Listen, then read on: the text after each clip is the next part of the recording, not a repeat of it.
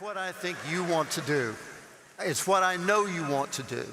How do you use your hand to point toward heaven?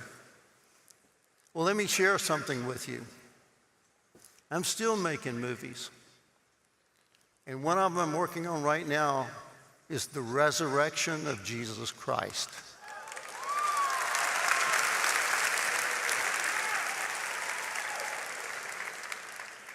Now, I can't tell you too much about it right now, but I can tell you this.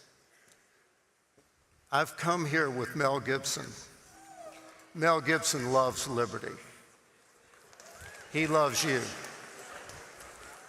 And I can't promise you that this will be the first place we show it, but I promise you we're going to do everything I can that this is the first place we show the resurrection.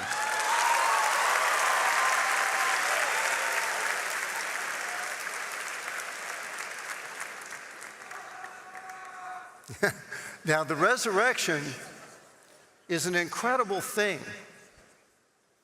It's the most mysterious story and obviously the greatest story in all of human history. There's a great thinker named N.T. Wright, who's from England. N.T. Wright said, if you don't believe the resurrection is preposterous, is amazing, is impossible, if you don't believe that, you're missing the point.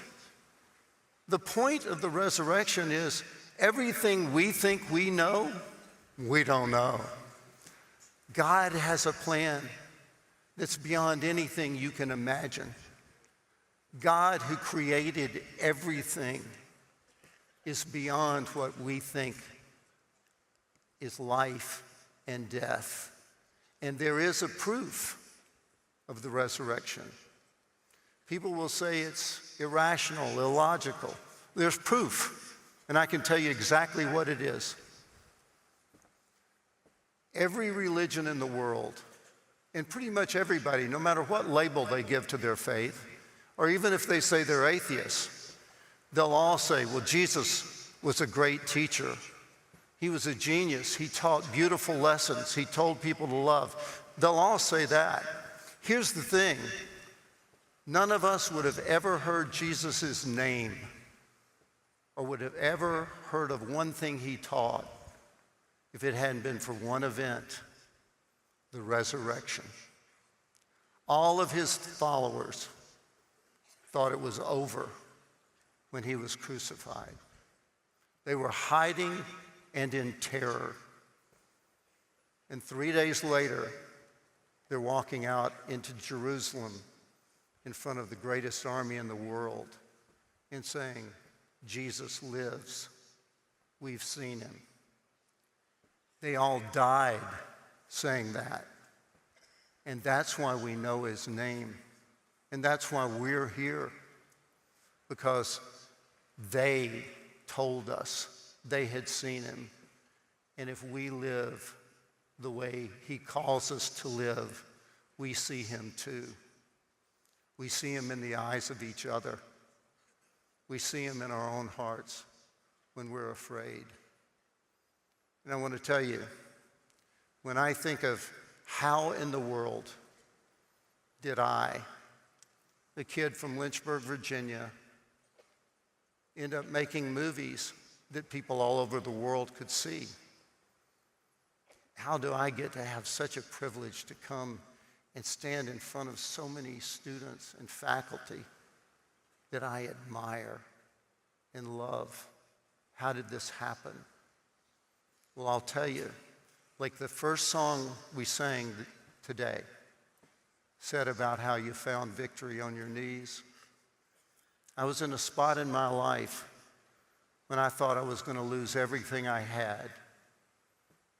I had bought a new home for my family to grow up in. I had spent my savings to remodel it.